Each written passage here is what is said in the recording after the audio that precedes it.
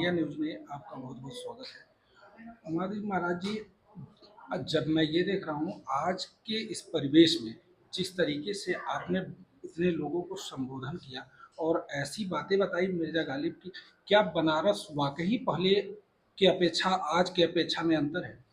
न केवल बनारस बल्कि पूरी दुनिया बदल गई तकनीकी रूप से, पर्यावरण के दृष्टिकोण से। गालिब जिस बनारस में आए हैं, यकीनन 200 बरस 150 बरस पहले बनारस ज़्यादा हरा भरा था, जैसे पूरी दुनिया हरी भरी थी, ज़्यादा जीव जंतु थे। तो जो समय में जो तकनीकी बदलाव आए और पूरी दुनिया के अंदर जिस तरह से ये जो अंधा एक विकास दौड़ा, उसका जो एक दुष्परिणाम निकला, उस दुष्परिणाम को आज बनारस भी भुगत रहा है, जैसे बाकी के शहर भुगत रहे। तो उस लहजे में मैंने कहा है कि जिस बनारस को गालिब ने देखा, वो लगता है किसी दूसरी दुनिया की बात है। अब वो बनारस या अब वो दिल्ली या अब वो शायद पेरिस या लंदन भी अब वो नहीं बचे जो उस जमाने में हुआ करते थे। जिस तरीके से बनारस की बात होती है और प्रधानमंत्री जी बनारस से सांसद भी हैं और प्रधानमंत्री भी हैं, मैं ये देखता हूँ कि बनारस का सुंदरीकरण के साथ जो या खिलवाड़ हो रहा है या सुंदरीकरण को वाकई किया जा रहा है।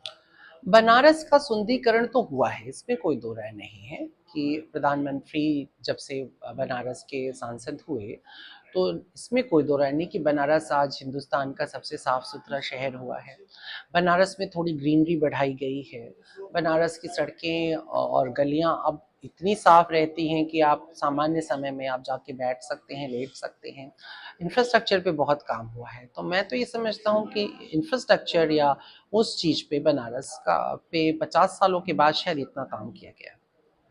जिस तरीके से महाराज जी अभी आप एक महीने कम कुंभ में आप रहे और हम्म। कुंभ की सारी चीज़ों को देखे, लोगों ने कहा कि कुंभ में बहुत अच्छी व्यवस्था है, सारी चीज़ें हुई, उसमें कुछ कमियां ऐसी रहीं, चाहे कुछ लोगों ने ऐसा बोला कि कुंभ में भगदड़ हुआ और उस भगदड़ में अनगिनत लोग मरे और माननीय अखिलेश यादव जी भी ने इस बात को बहुत तेजी से उठाया।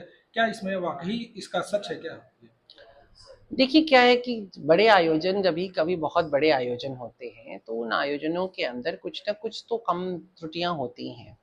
अब जहाँ पे 60-65 करोड़ लोग आ रहे हैं, वहाँ पर अगर इस तरह की कोई छोटी घटना घटती है, छोटी यूँ कहना नहीं चाहिए, लेकिन छोटी घटना ही इसको माना जाता है कि इतने करोड़ लोगों को संभालने में कुछ ना कुछ छोटा मोटा तो छूट ही जाता है।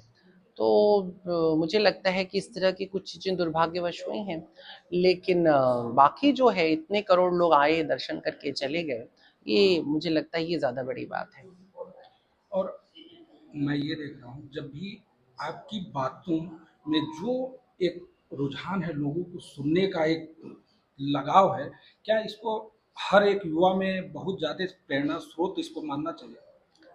मुझे लगता है कि मेरी बातों में नहीं, लोगों को गालिब की बातों में, मीर की बातों में या तुलसीदास की बातों में इसमें रुझान है, और निसंदेह अपने इतिहास के जो बड़े लोग हैं और जिन्होंने बड़े काम किए हैं, उनको ही प्रेरणा बनाना चाहिए लोगों को, युवाओं को आपकी खास तौर पर। आपकी जो एक महंगी किताब है, हुँ, मैंने इसके बारे में थोड़ा देखा, हुँ, खरीदा तो नहीं, मैं देखा हूँ उसकी, वाकई उस किताब की बहुत ही लोगों के तारीफ, लोगों के कमेंट्स भी मैं पढ़ा। हुँ। उस किताब में ऐसा क्या लिखा आपने कि जो इतनी महंगी किताब वो बन गई? अ, क्या नहीं लिखा, मैंने सिर्फ़ कविताएँ, मेरी उसमें 200 कविताएँ हैं, और महँगा तो मुझे नहीं लगता है कि इस दुनिया में अनुभव से ज़्यादा कुछ भी महँगा होता है। और एक ज़माने में, आज से कोई 100 बरस पहले, दीवाने गालिब 100 रुपए की आती थी। उस लहज़े में अगर हम देखें तो ये किताब बहुत सस्ती है। लेकिन हाँ, पिछले काफ़ी समय से हम लोगों को आदत पड़ गई है किताब सस्ती खरीदने की या फ्री में लेने की, ख़ास तौर पे साहित्य की। मेरा उससे विरोध है, और उसी को लेकर के ये एक मेरा कदम था कि लोगों को वैल्यू ऑफ विज़डम हो।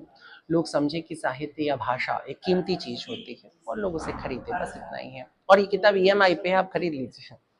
इस लखनऊ के विश्वविद्यालय उर्दू विभाग में आप जो बच्चे हैं, इनका आप किस तरीके से आगे की स्रोत, आगे की प्रेरणा देते हैं? ये पढ़ें, और भारत का जो एक महान इतिहास है उसको समझें, जो वैदिक काल से शुरू होता है और आज तक पहुंचता है, उसे जानें।